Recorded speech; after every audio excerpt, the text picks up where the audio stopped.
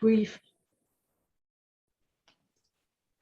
a very brief review of this book for Le Monde Diplôme. So it's really an honor. Thank you very much, Robert. And just a quick word to say that with my colleague Michael Drolet in Oxford, when I was in Oxford, I had the pleasure to invite him to invite Robert to a book launch. And I remember that, sorry, there's a strange sound on the computer. Yeah, and I remember that the atmosphere, I don't know if you had the same impression, Robert, but from what I felt, at least, I remember that the atmosphere was very emotional when you delivered your talk, because probably it was a very tense post-Brexit referendum time when we organized this event. And also because part of the audience was French, and not only were they captivated by what Robert was saying, but also because probably the discussions afterwards echoed what they were experiencing at the time as EU citizens of the United Kingdom, and also probably because wine and cheese intensified the debate and discussions afterwards.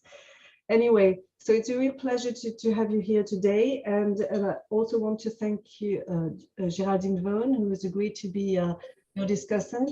Géraldine is a historian at the University of Rouen and a specialist of Irish history and Britishness, and probably no stranger to this wider debate about national identity in the UK today. So many thanks to both of you, and well, over to you now, Géraldine. Thank you. Perhaps possibly directly over to Robert, if that works for both of you, Géraldine and Robert. Yeah. Okay.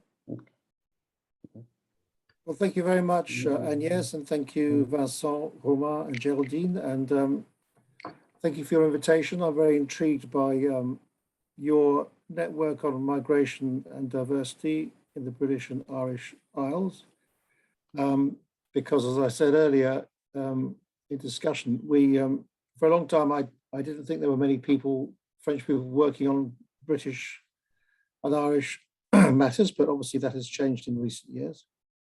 So I call my talk "The End of Empire: Lessons Learned and Unlearned." And I'm not going to have a PowerPoint because, I mean, I could have done one, but it's partly because I couldn't be bothered, but mainly because I kind of want to emphasize, you know, the discussion and so on. Anyway, my talk is divided into 4 parts. So the first part is about what I call empire out there. The second part about empire back here in terms of immigration from the colonial sphere. The third part is about relations with Europe. And then the fourth part is a new part, which isn't in the book at all because they hadn't really happened yet, the so-called culture wars. Okay, so basically, when I talk about empire, I think my way of understanding it is there are 2 basic narratives. So one narrative of empire is a kind of very positive story of free trade, the settlement of virgin territories, and a sort of government that was paternal and eventually preparing colonial peoples for self-government. But there's another story which is more brutal, which is one of trading that was always armed trading. You look at the East India Company, for example. It's about slavery and plantation slavery. It's about the violent expropriation of indigenous peoples, and it's about basically arbitrary rule and refusal to grant self-government. So what I want to talk about here is going to concentrate on the post-Second World War period. And I want to talk about, first of all, empire out there, and make the point that empire was repeatedly in crisis, but it was then reinvented. And when it was reinvented, it tended to be with fairly disastrous consequences. So a first crisis of empire you can probably pin down to 1942, which was the loss of Singapore to the Japanese army, and that coincided with the so-called Quit India campaign launched by the Indian National Congress. And interestingly, Empire Day was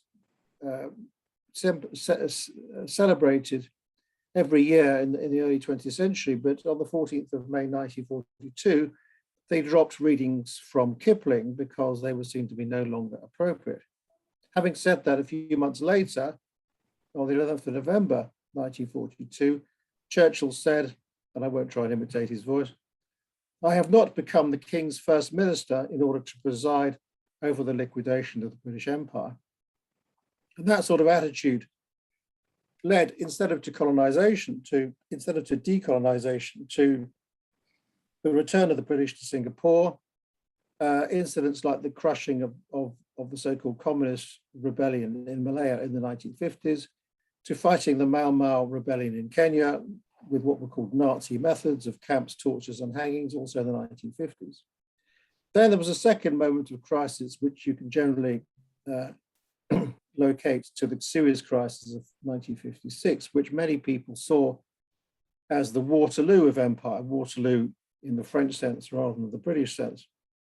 So Harold Macmillan heralded famously the so-called winds of change in Africa, and there was a wave of decolonization in Africa. But on the other hand, the British supported the apartheid regime in South Africa, which left the Commonwealth in 1960, but still the British were very involved in it, both economically and militarily. So they supported that regime. At the same time, in the 1970s, the British are supporting their position in Northern Ireland, which I think you can see as a settler colony. Some people have compared Northern Ireland to Algeria in that respect. And then, of course, the colonial past was resurrected in the Falklands War of 1982. And this is what Mrs. Thatcher said after the war at a big conservative rally. She said, "The lesson of the Falklands is that Britain has not changed, and that this nation still has those sterling qualities which shine through our history. What has indeed happened is that now, once again, Britain is not prepared to be pushed around." So that's a good example of a lesson not learned. I mean, it poses a lesson learned, but it actually is a reversion to a kind of imperial mindset, which in many ways had long gone. And a third example would be the 1990s, when you would have thought that Britain would be rethinking its international position at the time of the end of the Cold War. But in fact, it was one of the main features of those years was the Iranian Revolution against US power in 1979, and then Afghan resistance to the Soviet invasion throughout the 1980s, both of which articulated a sort of global Islamism. And this led to the first Gulf War, which was legitimized as the so-called clash of civilizations. And then post 9/11 to the invasion, it was the invasion of Afghanistan and Iraq, and the invention, if you like, of a new imperialism, which at the time was not called that, it was called the War on Terror. But the War on Terror looked very different to the Iraqis and to Muslim populations globally who were sympathetic to them. This was regarded as a military occupation which used the traditional weapons of prison, torture, and massacre, and it obviously provoked resistance in Iraq and other areas. So Tony Blair visiting Iraq in June 2003 reported back to George Bush. He says, "If things fall apart, everything falls apart in this region." And that was no understatement, because the occupation of Iraq and the destruction wrought there provoked what has been called a blowback, a reaction, a brutal reaction of Muslim, you can call them freedom fighters or terrorists, but for example, in Britain, we had the so-called 7/7 bombings in London in 2005, undertaken by Muslims sympathetic to the Iraqi cause. And then later, with the failure of the Arab Spring and the collapse of Syria into civil war, we had the emergence of the Islamic State of Iraq and Syria, which declared the resurrection of the Islamic Caliphate and executed British and American hostages. Obviously, the French story of this is related to Charlie Hebdo and Bataclan.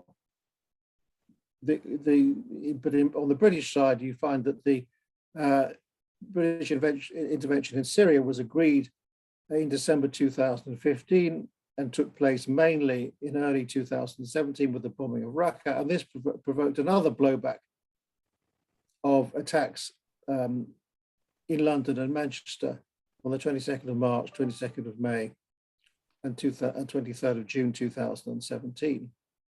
Now, some people suggested that there was a link between this latter-day colonial oppression and Muslim resistance or terrorism.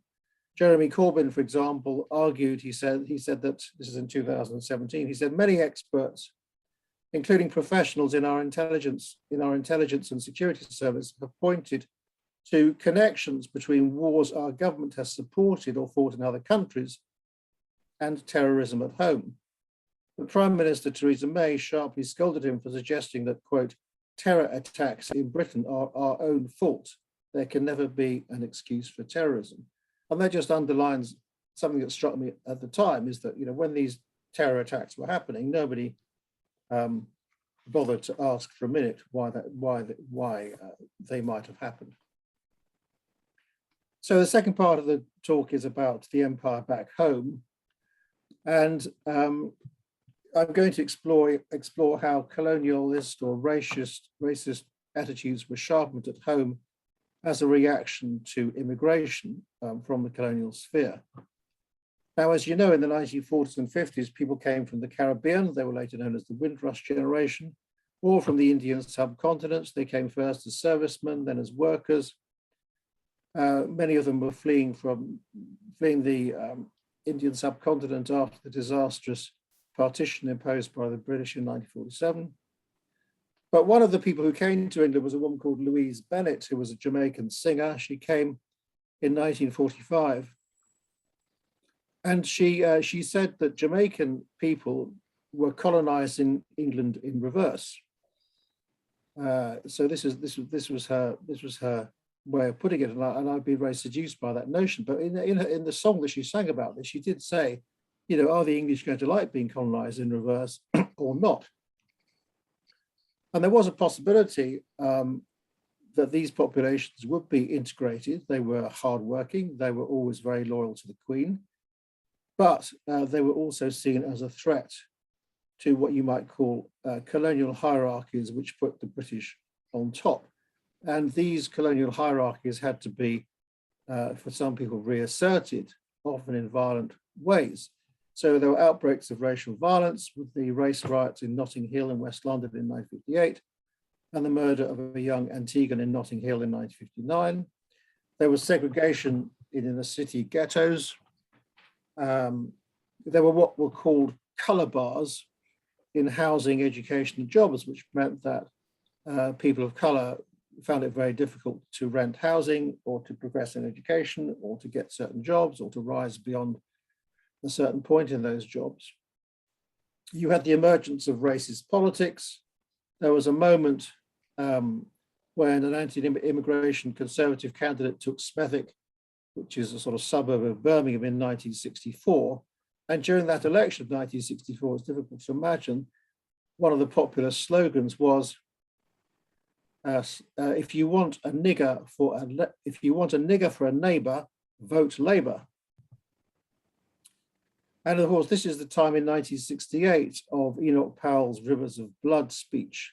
And this, interestingly, resulted in his dismissal from Edward Heath's shadow cabinet. The Labour government was in power at the time. But he had a full postbag full of supported letters. And there's a wonderful biography by Camilla Schofield of Enoch Powell on the making of post-colonial Britain. And she quotes a lot of these letters. And I'm just going to read one of them. I'm afraid it's quite wordy, so you might have to listen again to the broadcast. This is an anonymous letter received by Enoch Powell on the 22nd of April 1968. So this is what it says. Our British working classes have maintained this country all down the years with the toil of our hand and the sweat of our brows, and shed rivers of blood in its defense. So they take up the theme of rivers and blood, their rivers of blood. As you know, we have bled for it, fought for it, worked for it, and paid for it. And now, 2 packs of the dirtiest traitors on God's earth, by which they meant Labour and Conservative politicians, for the sake of a rotten old tradition of dead empire, have wrenched our birthright from us and handed our country over on a silver plate to millions of immigrants from all over the world. Our British working classes have been sacrificed on the altar of a dead colonialism. So this was the idea that they'd fought for Britain in the war, they'd worked for Britain, and now the empire was going and Britain was being handed over to these immigrants who had come in. And although that was written in 1968, it could have been written yesterday. I don't think those attitudes have changed. Anyway, from the late 1980s, the race question, the hostility to immigrants was who were either Afro-Caribbean or Black African, or above all from Indian or Pakistani or Bangladeshi. It was complicated by the rise of global Islam, which kind of, as in France, conflated immigration with religion, with the Muslim question. And again, just as 1989 is a very important date in French history with the kind of foulard question, in the same year, 1989, there was the moment of the Satanic Verses by Salman Rushdie, which was condemned as anti-Muslim, and Ayatollah Khomeini issued a fatwa basically ordering Salman Rushdie's death. And we saw pictures of the burning of the book by Muslims in Bradford. Now, this shaped the identities of second generation immigrants who might otherwise seek to assimilate through British culture. I mean, this is the period of the sort of the Marche des Beurs in France. So there was a possibility of assimilation and integration, but it didn't really happen. I'll just give you 2 examples. There's a wonderful author called Hanif Qureshi, who I think did My Beautiful Laundrette. But he wrote a book called The Black Album. And in this book, The Black Album, 1995, there's a character who says, "Are you calling me a Paki? No more Paki, me a Muslim." So he now takes up a Muslim identity. And I give you another example of a guy with a very similar name, Haq Qureshi, also known, I think his stage name was Aki Nawaz. He was Bradford born, and he used his hip hop Bhangra band called Fundamental to push a political message. And this is what he says in 1991. He says, "Forget the image of Asians as passive, happy people. Listen, man, there are gangs of young Indians and Pakistanis like us on the streets of Bradford, Birmingham, Manchester, and everywhere, who refuse to put up with the shit our parents and grandparents have lived with for years. Black people have been fucked over for centuries, and it has to end. If the Western powers don't back off, we are heading for one huge war. Maybe not just yet, maybe not for another 20 years, but at some stage in our lifetime." So this is 1991, I think just before the Gulf War, and of course it got worse with the wars 10 years later. Now, so my question would be, were lessons learned from these growing antagonisms between the British and people of immigrant origin, and particularly people of Muslim origin? And there was, I think, what you might call a multicultural moment in the 1990s, which was provoked by the murder of an 18-year-old British-born Jamaican called Stephen Lawrence in South London by a gang of white youths. Now, the police failed to arrest suspects for 2 weeks, and the court collapsed for lack of evidence, but there was an inquiry into this, the so-called Macpherson report, which famously indicted the Metropolitan Police for what it called institutional racism. And one of the people who contributed to that report was, again, Jamaican-born, a professor of sociology at the Open University, Stuart Hall. Now, he gave evidence, and he also helped to write a report published in 1997 called The Future of Multi-Ethnic Britain. And I think this was a moment when people were talking about a multicultural society in a very serious way. However, Jack Straw writes in his wonderful memoir called A Familiar Stranger, which if you haven't read it, you should read it. He says that this report was submitted to the then Home Secretary, the Labour Home Secretary, Jack Straw, who was panicked by some of the outrage stirred up by the report in the right-wing press. This idea of multi-ethnic Britain was not everyone's cup of tea, so to speak. And Hall says that Jack Straw, quote, publicly rubbished our work and, quote, went scurrying back to the writings of George Orwell, containing a sort of love letter to a certain version of Englishness in order to establish the virtues of English nationalism. And what I think this shows is that the challenge from immigrant populations, some of whom were of Muslim origin, did, I wouldn't say it provoked, but it certainly contributed to a sort of crisis of British identity, which you find from the 1990s. The British identity was challenged by Black, Asian, and partly Muslim minorities. So how did some people in Britain react to this? Well, one way they reacted was to kind of assert a sort of racial homogeneity to Britain, just to argue that Britain was a monocultural society and not a multicultural society. And they also insisted or underlined the notion of a continuous national history, what the French call the roman national. And this was a history, well, both these things, the idea of racial homogeneity and the continuous national history excluded immigrants, non-whites, and Muslims. Now, let me give you a few examples. Some of you may have heard of Norman Tebbett's cricket test. Norman Tebbett was a minister. I think this was in 1990. I think it was just after the fall of Mrs. Thatcher. But Norman Tebbett, who was very close to Mrs. Thatcher, said that he said a large proportion of Britain's Asian population failed to pass the cricket test. So if, supposing there's a cricket match in London or Leeds or Manchester, and we're playing, the English are playing Pakistan or India. Now, who do the Pakistani or Indian supporters support? Do they support Pakistan or India, or do they support England, their new country? And this was a test laid down by Norman Tebbett to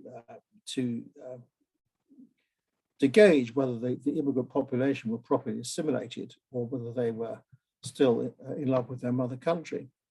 Another example would be from Charles Moore, who was an Eton-educated journalist and later biography of Mrs. Thatcher. And he said in 1991, you can be British without speaking English or being Christian or being white, but nevertheless, Britain is basically English-speaking, Christian and white.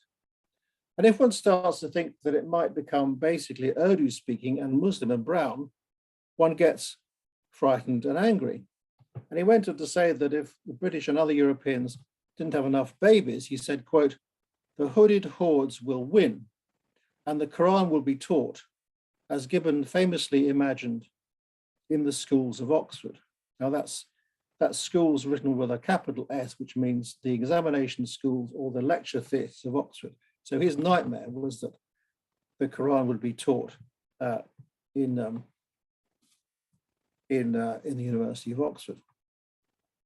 A couple more examples. Education Secretary, he was then Education Secretary, Michael Gove, not one of my favourite people. This is what he said to the Conservative Party conference in 2010. He said, the current approach we have to history denies children the opportunity to hear our island story. Now, our island story is a code for, well, it's not a code, it's actually, there was a book called Our Island Story, which came out, I think, around about 1900 and went through millions of editions. And it's basically the idea, well, it tells you, this is the idea of the British Isles and the British Empire and how wonderful it is. And Gove goes on to say, children are given, he says at the moment, he says, children are given a cursory run through Henry VIII and Hitler without knowing how the vivid episodes of our past have become a connected narrative. And he concludes, well, this trashing of our past has to stop. So this is the idea that history has to be rewritten. And somebody did actually go on, one of his mates went on to write this history of England. I think it's a history of England. And you may have come across this guy. He's called Robert Toombs. And Robert Toombs, who used to be historian of France, maybe a bit like me, has now written the official history of England. Last example, David Cameron.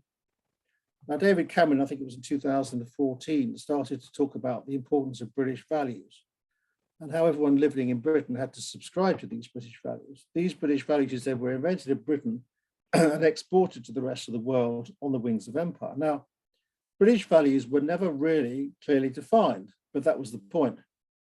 If you didn't know what British values were, then you weren't British. But he did actually offer this. He did offer this as a sort of analysis of what. No, analysis is too strong. A rendering of what British values might be. This is what he said: "We should be proud of what Britain has done to defend freedom and develop these institutions: parliamentary democracy, a free press, the rule of law, that are so essential for people all over the world.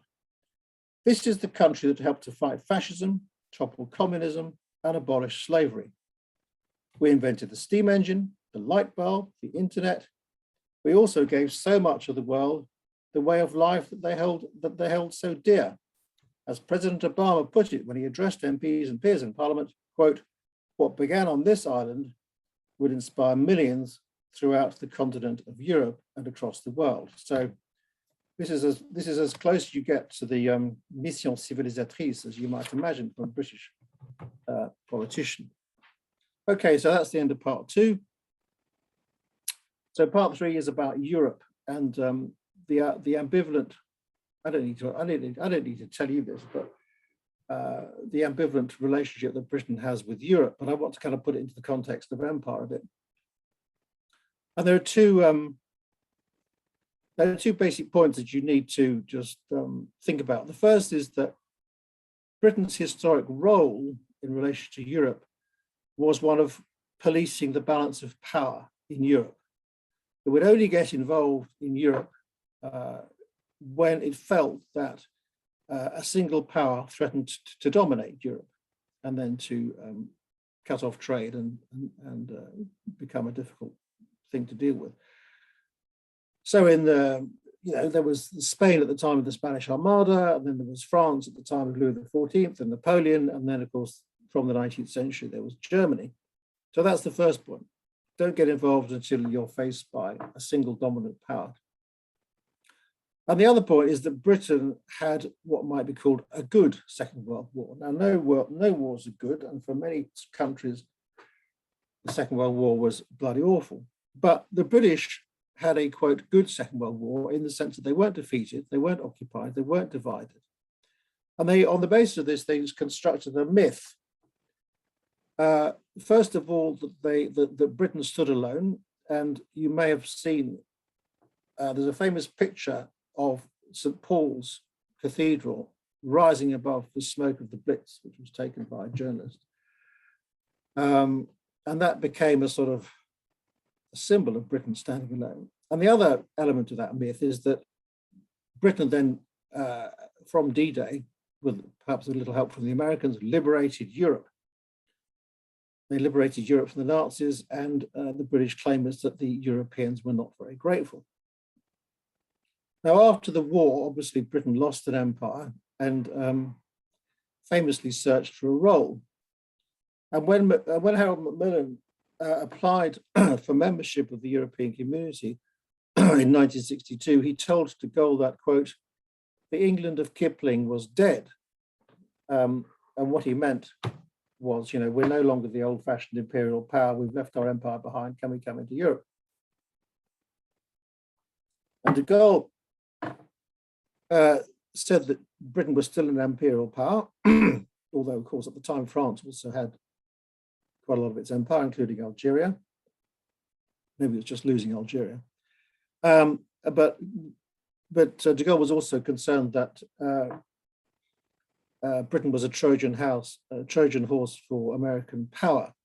And de Gaulle had not forgiven the Anglo-Saxons for humiliating him in the Second World War, and not least on D-Day, because D-Day, de Gaulle was famously not told about D-Day until literally the day before it happened. Now, when Britain did join Europe in 1973, and this was ratified by a referendum in 1975 with 67% voting for, the Sun declared, this is interesting, the Sun said that, quote, after years of drift and failure, the common market offers an unrepeatable opportunity for a nation that lost an empire to gain a continent. So that was the Sun in 1975. Very different now. However, even at the time, others felt that joining Europe was a defeat and a humiliation at the hands of the Europeans. And this is what Enoch Powell said in 1971, even before it happened. He said, joining Europe would be, quote, a humiliating surrender. Wilhelm II could not have demanded so much. I doubt if Hitler would have demanded more. So again, we can see the tropes of the Second World War and German history, which I'll come back to, haunting the British. So would going into Europe mean basically surrendering to the Germans? Now, in the 1980s, the main threat was felt to be from a Europe dominated not by Germany, but by France, with Jacques Delors, president of the European Commission. And I'm just going to quote at some little length from Mrs. Thatcher's Bruges speech, a speech she gave in Bruges in 1988, because this, for many Tory Eurosceptics, is the sort of the touchstone of their thinking. And this is what she said. And again, you can see her, peddling this myth of the Second World War, and then started to talk about the importance of sovereignty. She said, we British have, in a very special way, contributed to Europe. Over the centuries, we have fought to prevent Europe from falling under the dominance of a single power. We have fought and we have died for her freedom. And it was from our island fortress, you see, we're back with our island story. It was from our island fortress that the liberation of Europe itself was mounted. And then she says a bit later in the speech, we have not successfully rolled back the frontiers of the state in Britain, that's Thatcherism, only to see them reimposed at a European level with a European superstate exercising a new dominance from Brussels. Now, obviously, after German reunification in 1990, the threat was perceived to come from Germany. So whereas, Mitterrand, the French were also, as you know, concerned about German reunification, but whereas Mitterrand dealt with this threat by forming a more powerful and deeper European Union in order to lock Germany in, British conservatives were fearful of what they saw as federalism. And here's a quote from Nicholas Wrigley, who was Trade and Industry Secretary, in an interview he gave to The Spectator in 1990. He said that all these plans for developing the European Union with a single currency, he said, this is all a German racket designed to take over Europe. I'm not against giving up sovereignty in principle, but not to this lot. You may as well give it to Adolf Hitler. Now, he did actually lose his job over that.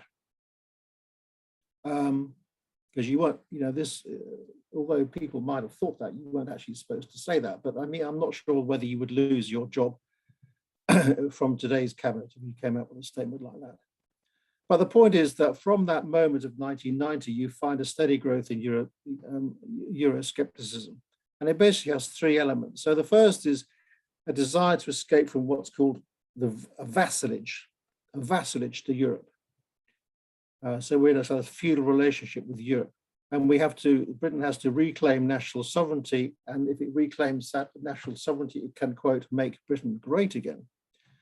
And the second element is hostility to immigration, which was linked to Europe because the basic idea was that immigration came through Europe, particularly with the immigration crisis of 2015. And this was obviously a challenge to British national identity.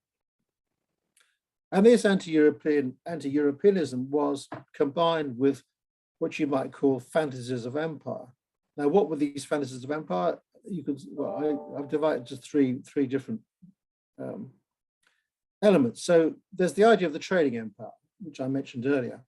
David Cameron told The Independent in March 2016 that he wanted Britain to be, quote, a swashbuckling, trading, successful buccaneer nation of the 21st century, but within the EU.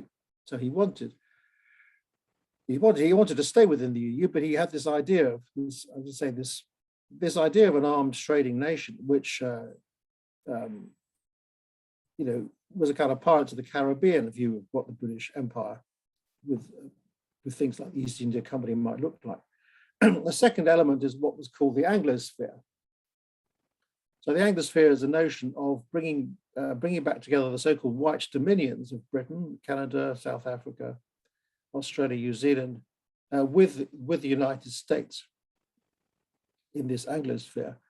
And visiting Melbourne in 2013, Boris Johnson admitted that, quote, we betrayed our relationship with Commonwealth countries such as Australia and New Zealand when it joined the EU in 1973. So that he said this was this was regarded in the Commonwealth as betrayal, and he says it's now time to make amends.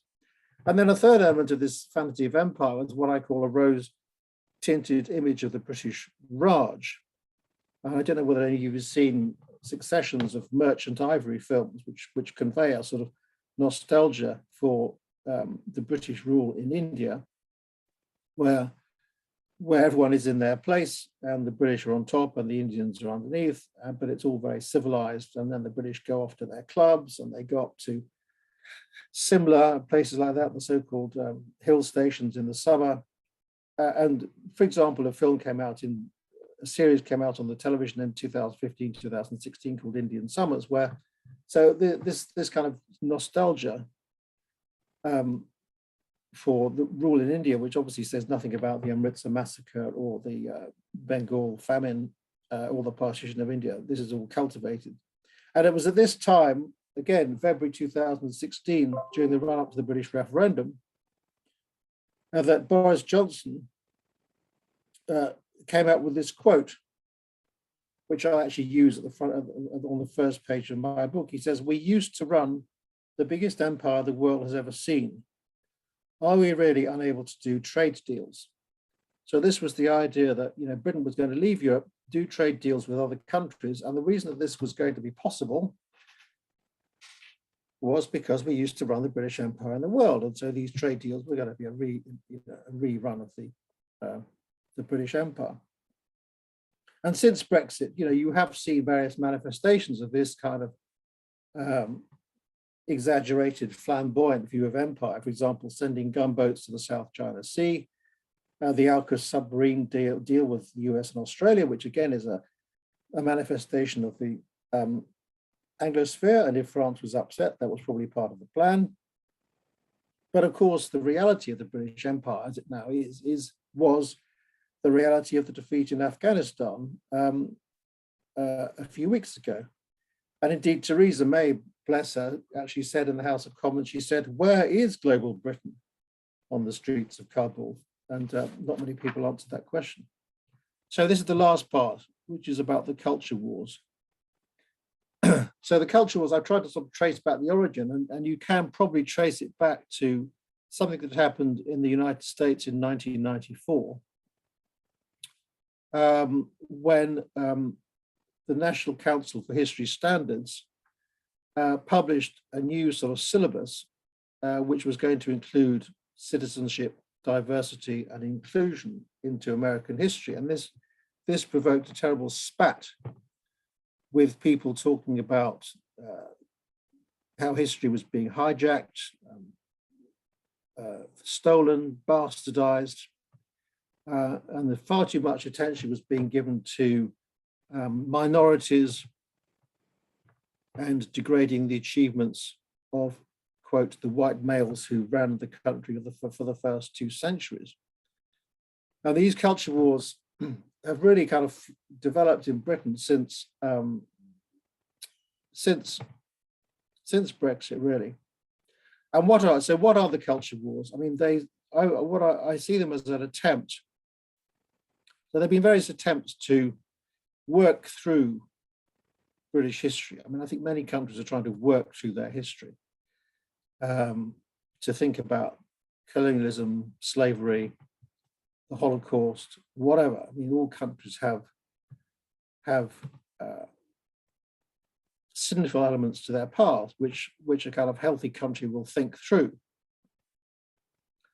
And as a result of this decolonization, will maybe incorporate stories of Black or Indigenous or immigrant populations. They would bring in women and LGBTQ plus people and other minorities. But these inclusions and this diversification is seen as a threat to quite traditional national and imperial histories, which have always had white males in the driving seat. And politically, culture wars are used by governments like the British government for a very specific political purpose. It's been pointed out, for example, that the Boris Johnson government is going quite far to the left in terms of public expenditure and levelling up, and he's even talking about a high wage economy. So economically, they are sort of stealing the Labour Party's clothes, but in terms in ideological terms, they are very socially they are going for socially conservative white populations, telling them that their history and their heritage is being stolen by so-called woke intellectuals. And this is one of the big words at the moment, woke. And as I understand, woke is people who were woken to things like the injustices of a country's past and the sins of a country's past. But woke is generally used to be is used as a term of denigration of intellectuals who speak for minorities and want to rewrite British history. And I'm just going to give you one final example of how this came to a head in the summer of last year. So this was in the wake of the Black Lives Matter protests. And you'll remember that in Bristol, the statue of the slaver Edward Colston was taken down and unceremoniously dumped into the harbour. And in Oxford, very, very soon afterwards, there was a relaunch of the campaign to take down the statue of the imperialist Cecil Rhodes that overhangs the High Street. But it also provoked a controversy over the so-called last night of the proms. Now, you will obviously know that the last night of the proms, which falls around the middle of September each year, is one of the great British patriotic occasions. That includes singing things like Rule Britannia and so on. But last year, this became an incident because one of the orchestras to be playing there was called the Cherokee Orchestra. And this is an orchestra with a majority Black Asian lineup of musicians. And the person who ran this orchestra, she said that singing Rule Britannia amplified what she called jingoistic echoes of empire. And the line, she said, the line in the song "Britons never, never shall be slaves" implies that it's okay for the British not to be slaves, but it doesn't say that anyone else, it's not okay for non-British people to be slaves. So she rejected to that. And this sentiment that we had to think again about Rule Britannia was endorsed by a Finnish conductor who was going to preside over the last night of the proms. And she was also reported to be in favour of bringing the event into line with contemporary opinion. But there was a massive nationalist and colonialist backlash. So the culture secretary, who was then Oliver Dowden, tweeted on the 24th of August, he said, "Rule Britannia and Land of Hope and Glory are highlights of the last night of the proms." And he said, "Confident and forward-looking nations don't erase their history, they add to it." And this is another element of the culture wars. People who want to think again about their history are told they can't erase history, they can't rewrite history, they can't cancel history. Its history is there forever. And then the following day, 25th of August, Boris Johnson himself proclaimed, quote, "I think it's time We stopped our cringing embarrassment about our history, about our traditions, and about our culture. And we stopped this general fight of self-recrimination and wetness. I wanted to get that off my chest, he said. And in the end, tradition prevailed. So both Rule Britannia and Land of Hope and Glory were played as usual for another year. And I'm just going to finish there by just saying this, that Britain's colonial past is a battlefield, and that working through that colonial past in order to legitimize a more equal and inclusive and indeed multicultural society is proving a very difficult task. Thank you.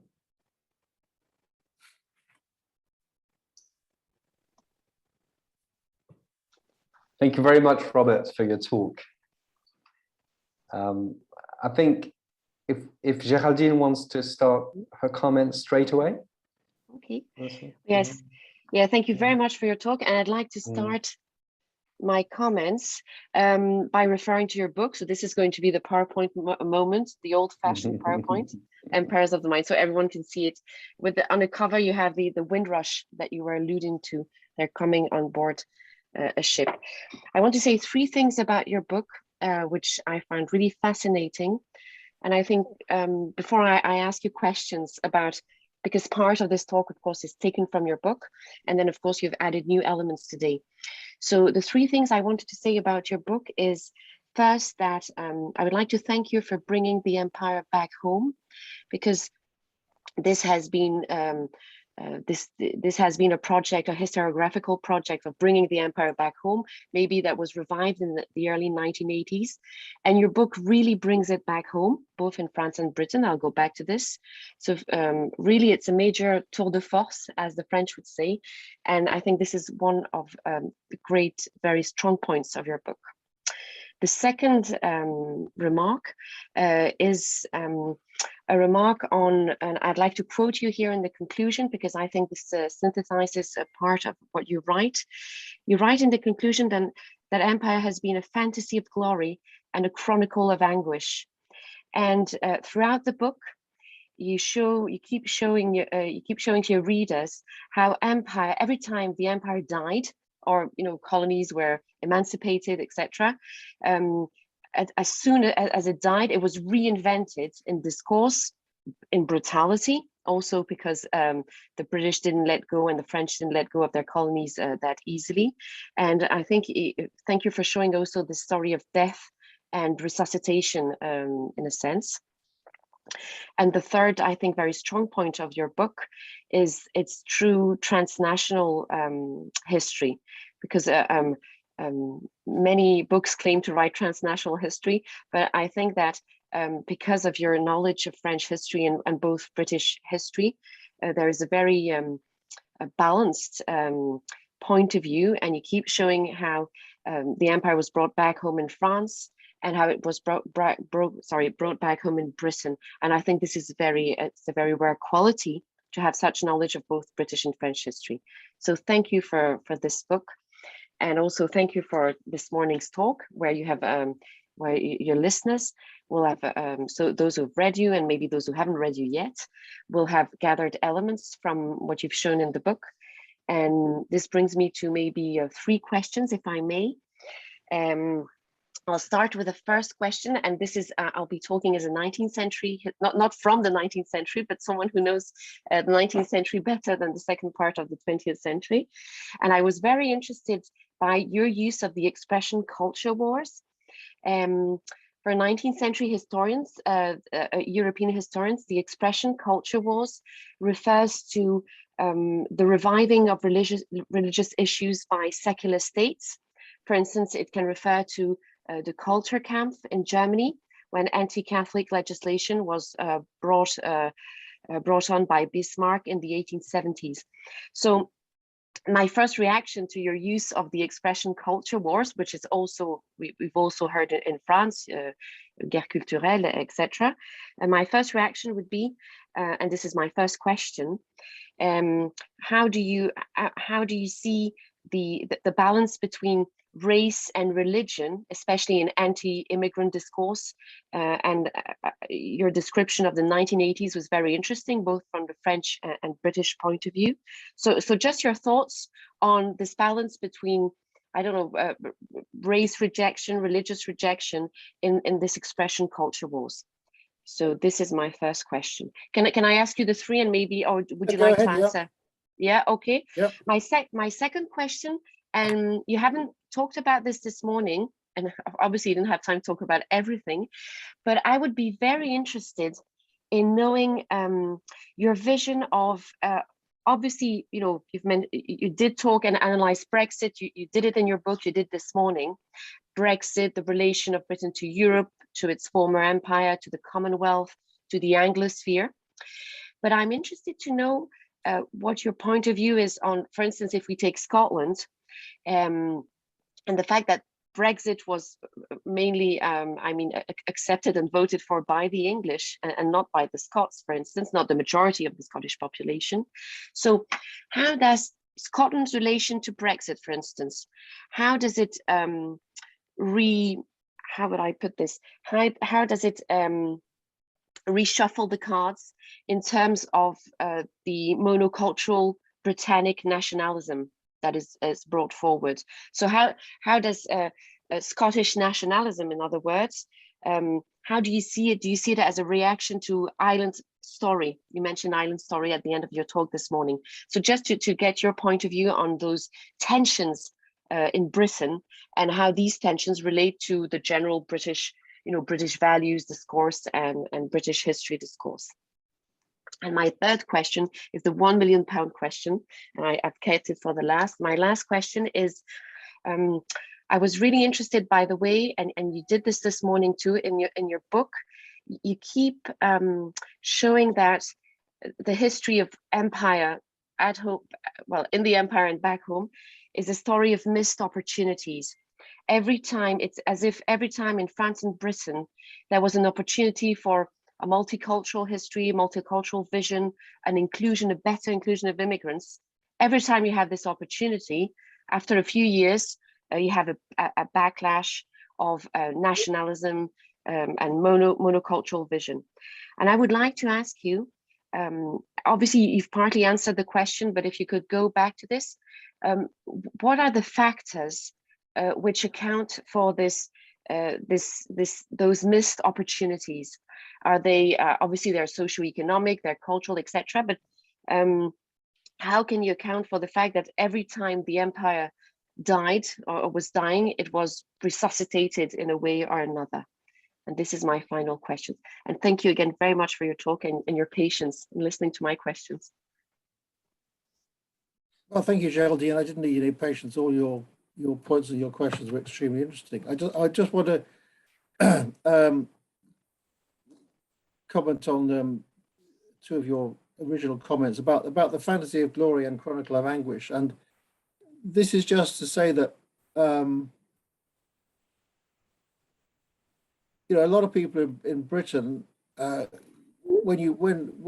I gave a few presentations of this book at sort of book fairs and so on, and people would come up to me or question and say, what about, why don't you tell a good question about the British Empire? Because, we gave peace and civilization and prosperity to all these countries, and why are you trashing it? And why aren't you talking about the Russian Empire and the Chinese Empire, which have all done horrible things?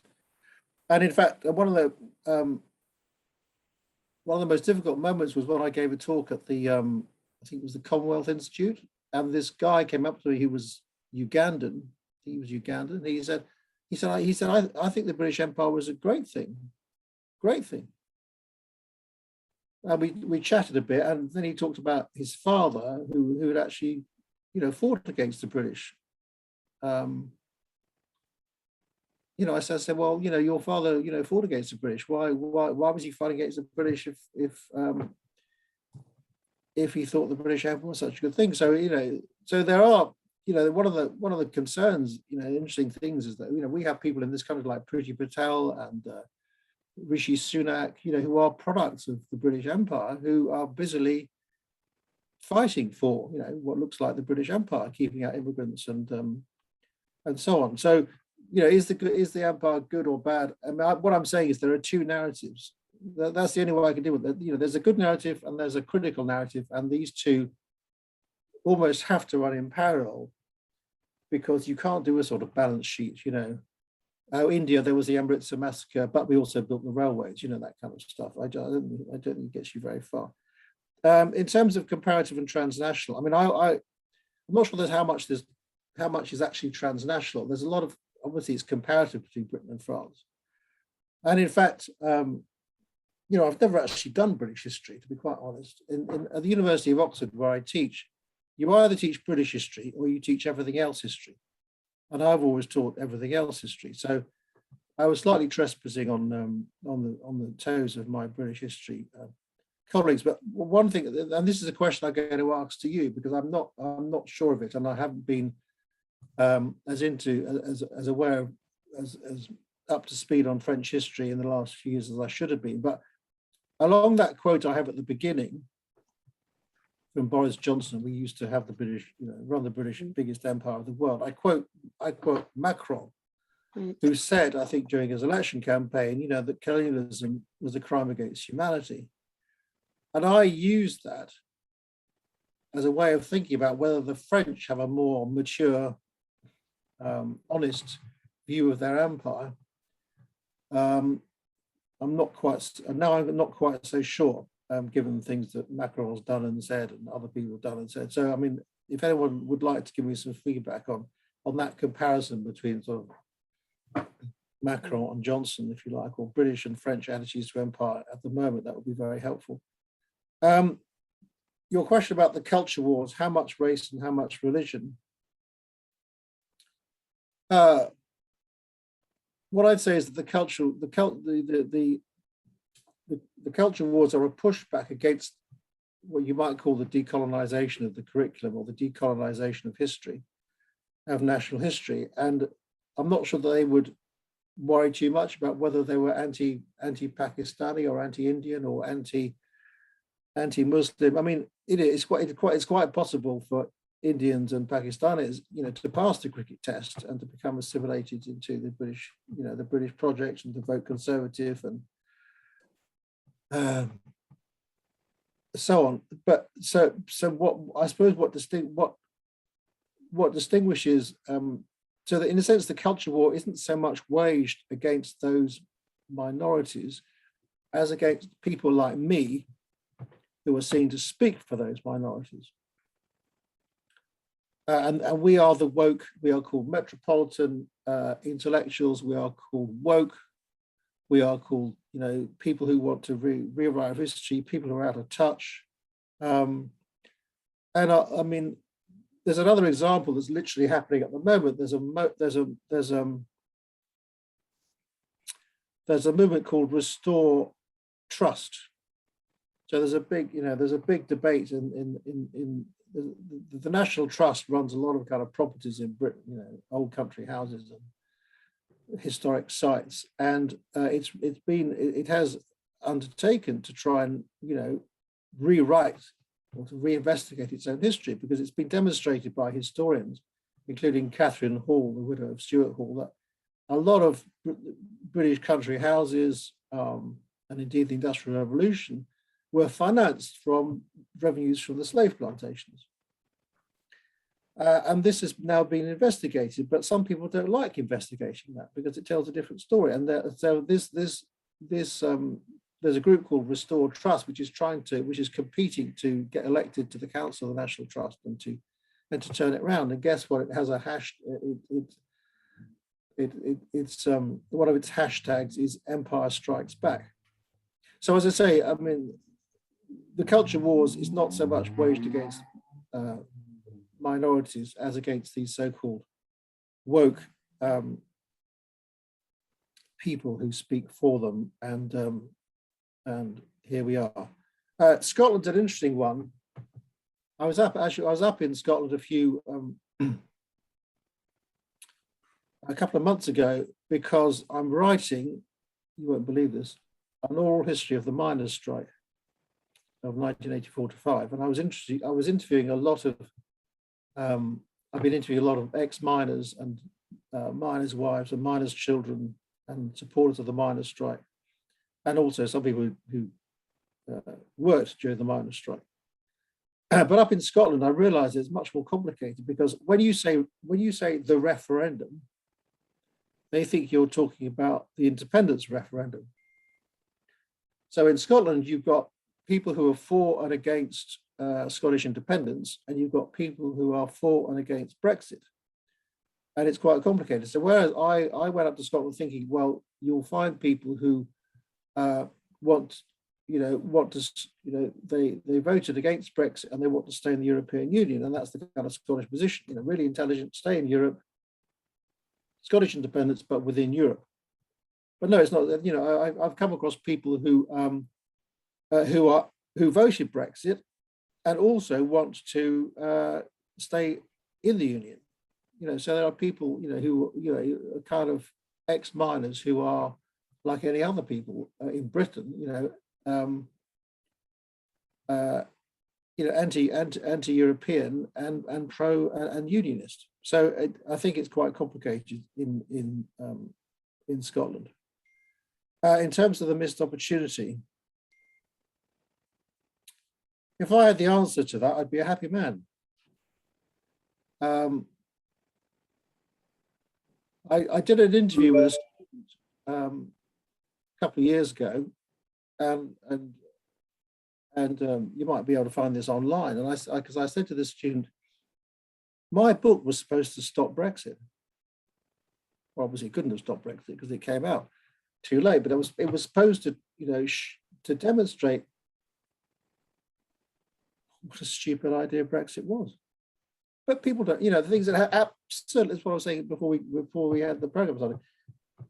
It's like banging your head against the brick wall. In this country, you're not even allowed to mention Brexit. If Brexit is done, and if you even mention it, if you criticize it, you're in trouble, because the people decided, and that was that. And I suppose there's always been this pushback, this backlash.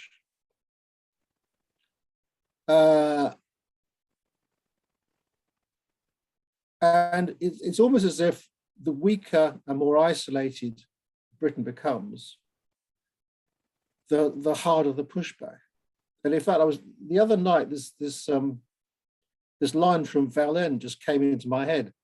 Je suis l'empire à la fin de la décadence, which I'm sure can mean a lot of things. But to me, Britain is a country that is in decadence. I mean, Britain is at the end of something. I mean, it used to be a great nation. It's now a medium-sized nation, but it won't accept being a medium-sized nation. And so it still pretends to be this big nation. And it's that. So in a sense, the weaker it gets, the more isolated it gets. In a sense, the more the fantasies about empire and as it were, white supremacy, if you like, and this continuous national history, the more they become, the more violently and expressed they are, and the more desperately expressed they are. So I'm afraid I'm rather pessimistic. Thank you very much. Thank you very much, Robert, for these answers. And before I give them, we take questions from the floor, from the virtual floor. I just have one tiny personal question. What areas of because I know the Scottish miners too, but in the 19th century. So what these oral interviews, where are you conducting them in Scotland? In Fife. In Fife. Okay, in the Fife area. Okay, thank you very much. Yeah. So if you want to raise your hand, or I'll have a look at the chat. And of course, Vincent, Romain, and Agnès can tell me if I'm missing anyone. Does anyone want to start by asking a question? You can raise your hand virtually. Can I see anyone? Am I missing someone on the chat? No. Well, if no one wants to start, I would have a question to squeeze in. I'm interested in this debate about optimism or pessimism about the future of post-Brexit Britain. And just for the sake of the argument, Robert, how do you interpret, in the framework of analysis you've been presenting, how do you interpret the recent deal about the submarines between America, Britain, and Australia?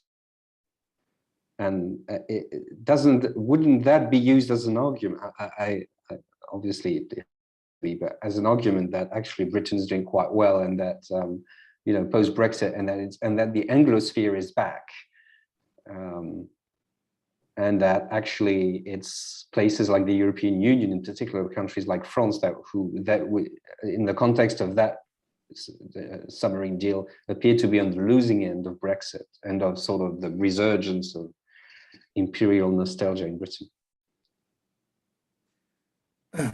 Yes, I mean, I suppose, almost more shocking than the deal was the way it was done, without informing France, and this kind of, there seems to be this sort of scorn for Europe, and you can see this again over the Irish Protocol. I mean, there's a sort of school with the Tory party that the more they can upset Europe and upset the French, the happier they feel. In a sense, the Brexit war, Brexit is not done.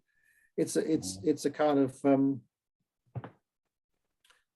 it's a continuous war that you have to have with Europe and countries like France in order to sort of keep the votes coming in. So you could say, I mean, you could say, and there was a similar story about the vaccine, because the British rolled out the vaccine, quite quickly, quicker than many European countries. People say, oh yeah, that shows that Brexit's working.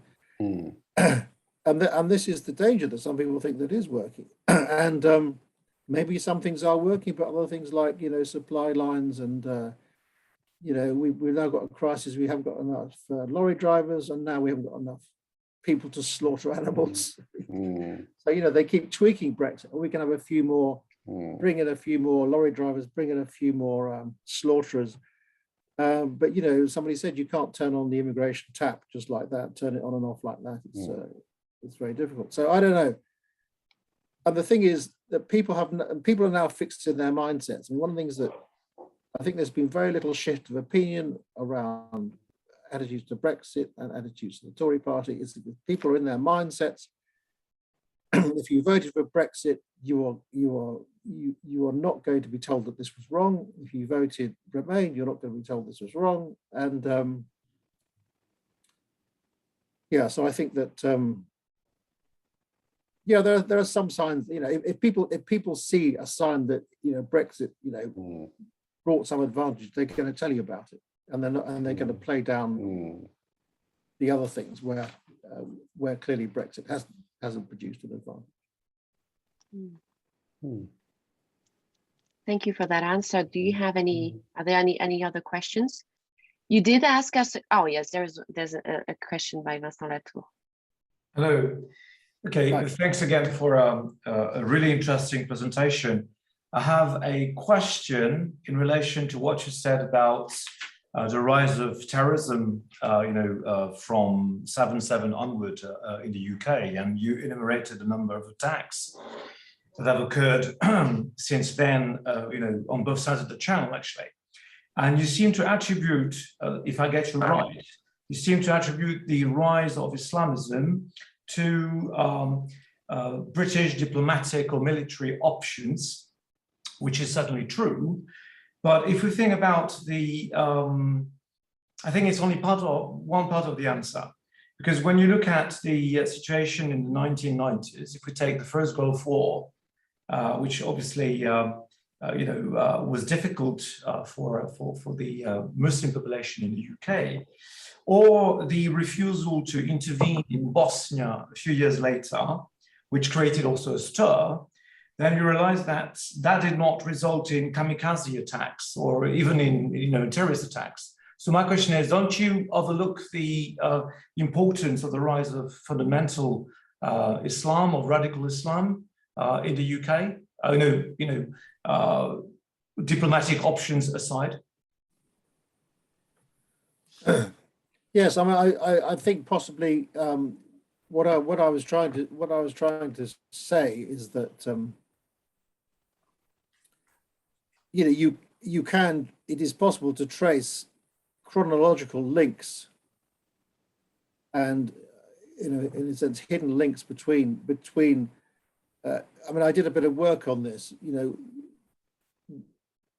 chronological relations between bombing of sites in Syria or Iraq in sort of 2015 or 2017 or 2000, and ripostes on the British mainland. These and these links were never really looked at. So I'm not saying that Islamic fundamentalism is just a response to British or American imperialism. But when you go back to the Iranian Revolution of 1979, it was directed against what they call the Great Satan of the United States. So I'm not an expert on Islam, or I'm not an expert on Middle Eastern affairs, but it does seem to me that if you want to fight back against British imperialism or American imperialism or French imperialism, jihadism is a way to go. So I suppose what I'm wary of doing is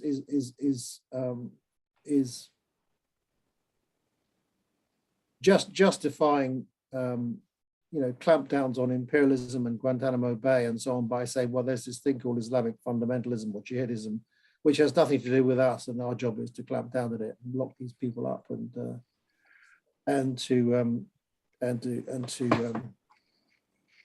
well, in your case, to reinforce laïcité. What I'm just saying is that when we think these things through, we have to take some response. It's not about excusing Islam. It's about jihadism. It's about explanation, and it's about understanding. Why do people undertake these attacks? There was a case. There's a British politician, Baroness Wolsey, who I think was in the government and resigned from the government about under the Cameron government, and there was a case of there was an Islamist who killed the British soldier, and in fact, there was a French woman who came to intervene. I can't remember the exact date. And what Baroness Wolsey said is, when this guy was arrested by the authorities, he was not, and he said, I want to tell you why I did this. And she said the British government was not interested in why he did it and why, they just wanted to deal with him. But see, what she was saying is, if any intelligent authority would say, okay, so why did you do this? Let's try and understand it. I mean, and so in a way to stop it happening again. But there is this mindset that terrorism is terrorism, and you just have to deal with it. And okay, that's one explanation. But I suppose, as what do historians do? They try to explain, they try to understand. They're not politicians. They try to understand how history works. Thank you. You asked us a question earlier. I can't see any raised hand. Yeah, my question was about Macron. Yeah. So yes, and I think I think the answer is in crime against humanity. Yeah. Yeah, the answer actually is in your book. Since in the book you do say, I think it's fundamental ambivalence on the French side too, towards our colonial past. And a few days ago, Macron just said that the nation of Algeria did not exist before the 1960s, etc. It created a diplomatic incident. So it's a case of ambivalence, and you do show this in your book. How France wanted to. At some point, some French politicians wanted to reinstate the positive aspects of colonization. So you see, it's a very ambivalent to, we're not doing any better than the British, I think. So now we have a question by Catherine Marshall. Yeah. Yes, can you hear me? Yeah. Yes. Yeah. Thank you very much for your presentation. I'd like to ask a question about what you explained, referring to the period around Brexit, about this reference, this moment in which you go back to a sort of mythical Britain. And we could see this at the time of Brexit in the way in which there was this idea that they could stand alone. It's exactly what you referred to. I was wondering, though, in the way in which global Britain, or whatever it means, according to Johnson, the way this is going, and with the new AUKUS alliance and this desire for a special relationship which carries on with the United States of America, if in some sort of way Boris Johnson could not pull this off, and this sort of this sort of understanding of the problems in the Indo-Pacific region, that he could not actually do something out of what is happening with his new alliance. Because I find that what he's doing essentially is pulling away from the European Union and from France. But what he's doing is also dangerous and clever. And so I was wondering what you were thinking about this. Well, clever, perhaps, I don't know if it's clever, but certainly dangerous and opportunistic. Well, I mean, Boris Johnson is nothing if not opportunistic. I mean, that's kind of well known, but he does also have a flair for kind of explaining things. And so he would probably see, he's delighted that there is this kind of Anglosphere that's reappearing, although but it's also clear that, one of the reasons for Brexit was that Britain could do a trade deal with the United States. Well, that trade deal with the United States seems to be a long way down the line. So this submarine deal is fairly small beer, as we say in Britain, compared to the big prize of a treaty with the United States. And as you say, I mean, it's also very dangerous. It's pulling away from Europe, pulling away from France. It's provocative towards China. But if you, the British, the standard British view of China is the Opium Wars, but I'm afraid the Opium Wars were a long time ago, and it was the Opium Wars that, that's what the current Chinese regime, talks about, the century of humiliation at the hands of people like the British, and now they're going to get their own back. So I think it's opportunistic, it's dangerous, and I think, again, to come back to a previous point, I mean, I think it's not only dangerous, I mean, it is mindless the way Britain has separated itself out from not only from the EU, but from Europe. I mean, one of the most stupid things it did was to abolish the Erasmus scheme. Yeah. And people like me, my Europeanism goes back to the fact that at the age of 14, I was sent on an exchange to France. And I kind of went kicking and screaming. I didn't really want to go, but I never looked back. And the fact that young people are not going to France or Germany or, anywhere else because it's just too difficult, and then there's no funding, and I think it's an absolute disaster. Yeah, I think it's part of this idea of global Britain, that they can do it without what the European Union is doing, and they can do it in their own way, which is going to be different. And that's why they came up with the Turing project, and the idea of replacing Erasmus by something else. However, yeah. I understand, you're right. Well, thank you. But so at one point, their quarrel was with the EU and bureaucracy and Brussels. But it seems to be, why cut off cultural links at the same time, Because of the cost. Cost. We have a question by Richard Davis. Yes, thank you. Thank you, Robert. Very interesting paper. Thank you for the organisers too. I'd like to go back to the questions that you raised and that you've worked on in your books previously about the weight of history. Obviously, Britain and France both have very long, heavy histories that we're still carrying with us.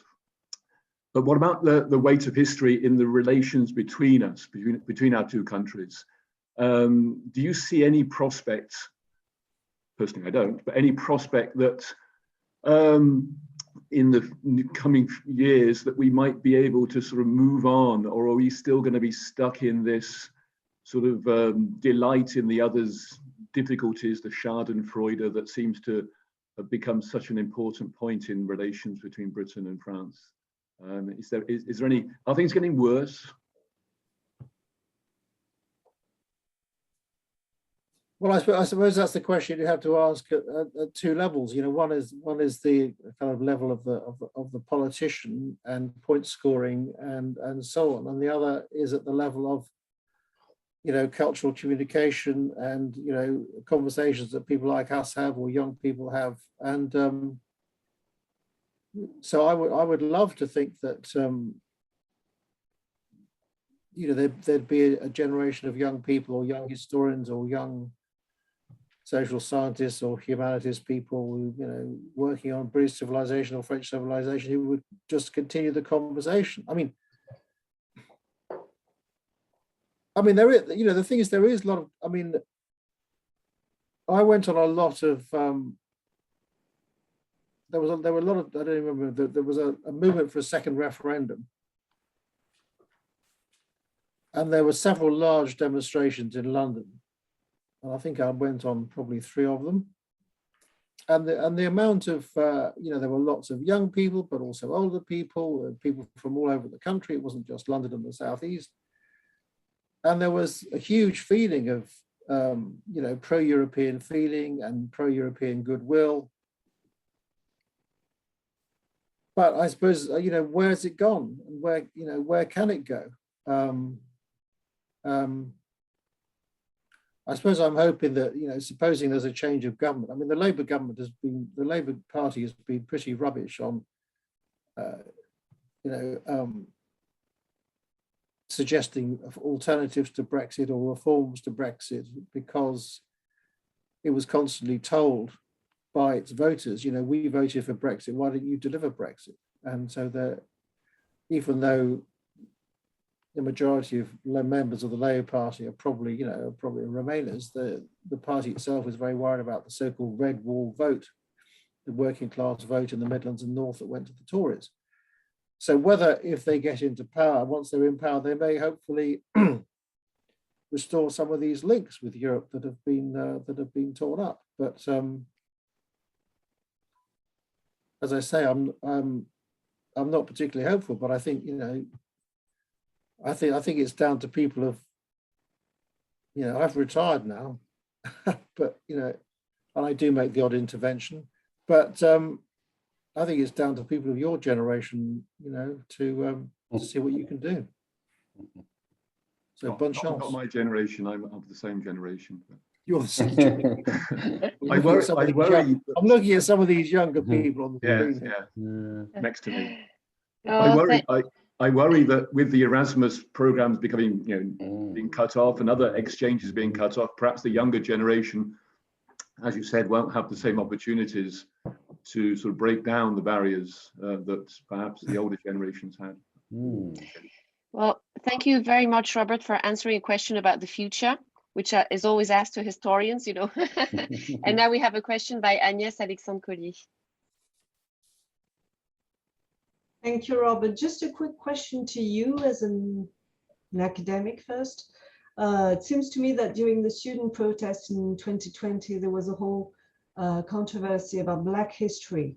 And one of the bones of contention was that there were very few Black history courses at university. And I was wondering, did it trigger any discussions among historians or subsequent changes and reforms in university to adopt national, well, history curriculums and the introduction of more Black history courses? Yeah, well, the discussion about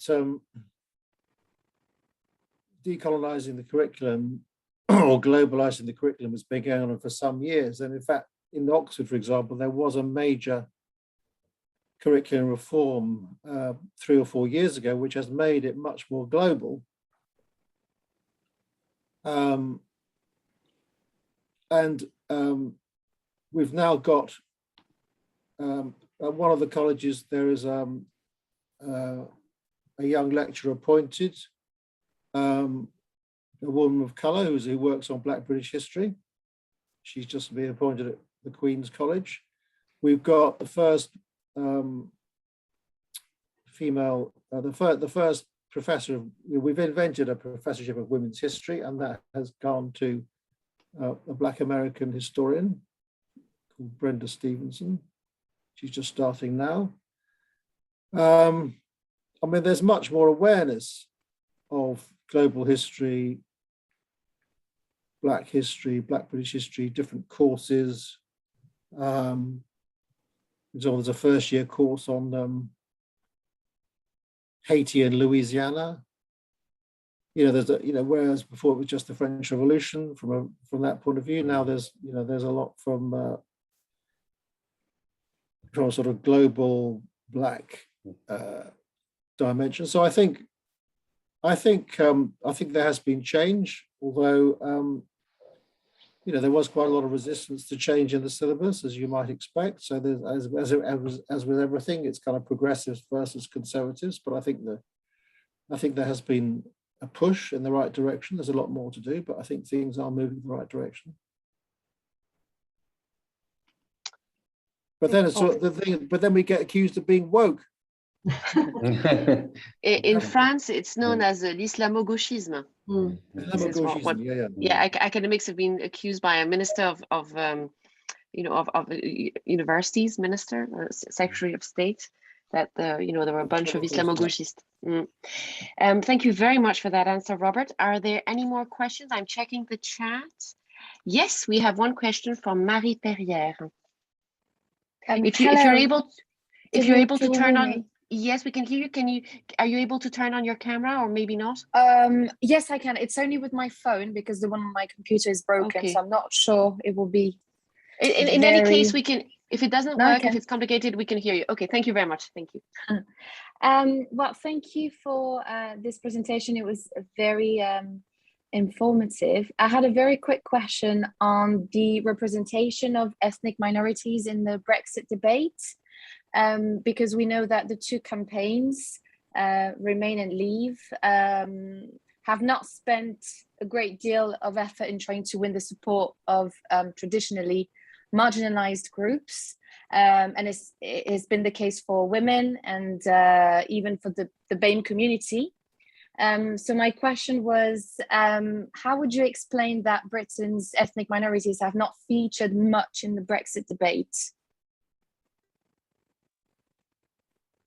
That's a very good question. I mean, I think a lot of the hostility was pinned on immigrants and people. There was a lot of concern about the wave of immigrants to Britain in 2015, and that was seen to be a way of dealing with that problem. There was also a lot of propaganda around Turkey and how Turkey was going to join the EU. So I suppose one, it was easier. I mean, because attacking ethnic minorities is quite, can be quite dangerous, although it has been done. I mean, it's easier to attack ethnic minorities as Muslim, if they are Muslim, than as, just being Indian or just being of Pakistani origin or being of Caribbean origin. So I think attacking, talking about the threat from Turkey, talking about the threat from immigrants from the Middle East or the Balkans coming in was a way of dealing with that question. Having said that, I'm now thinking about the Windrush scandal, when it transpired that hundreds of people of the Windrush generation were told that they didn't have the appropriate documentation and they were going to be deported. And this flared up about 3 or 4 years ago. And I think it's perfectly clear that only ex-colonial, only people, only people of colour from the colonies would have been treated in that way or are treated in that way. I mean, if you if you're Australia, you're from Australia or from Canada, or from France, hopefully, you don't get. I mean, you could be, not very well treated, but you wouldn't be, deported back to a place that you left when you were 3 or you weren't even born in. So I think that I think maybe a lot of hostility is projected as anti-immigrant, although defining people as immigrants or migrants rather than as just ethnic minorities is a lot easier. But there's another issue, which is how far ethnic minorities vote. I think there's a feeling that they don't vote, and of course there are also plans from the government to make people turn up to polling stations with ID and with and with picture ID, with a driving license or a passport. And many people don't have driving license or passport. And it's, you know, there is a certain amount of gerrymandering going on to make it difficult for people of colour and ethnic minorities and people who aren't so literate to, you know, to actually turn up and vote. And if that's what happens, the government will be delighted. Thank you very much for that Thank answer. Are there any further questions, remarks? Okay, Agnès had to, she's teaching a class, so she had to leave. If there aren't any more questions, I would like to thank the organizers for allowing me to have this small sharing moment. And Robert, I would like you to really thank you. Sorry, I would like you to know how thankful we are for broadening the way you've broadened our minds and the way you write the very opposite of island history. So really thank you for that. It was very much, very important. Thank you, everyone. Thank you. So thank you very much. Thank you, Robert. Yes, and thank you, Géraldine. That was very much appreciated. Thanks a lot. Yeah. We'd like to announce the next webinar, actually, which will be held on the 12th of November, and it'll be devoted to the ethnic minorities in the UK housing system. It will be organized and chaired by our colleague and friend David Fay, who is, I think, among us today. And there will be 3 participants, among whom David Robinson from the University of Sheffield, Alex Marsh from the University of Bristol, and David Fay himself. So 12th of November, 10 o'clock, same link. I mean, if you go to the, if you use the MIDIC blog, then you'll easily find the link for this webinar. So thanks again. Thanks again, everybody. Thank you. Bye-bye. Bye for now.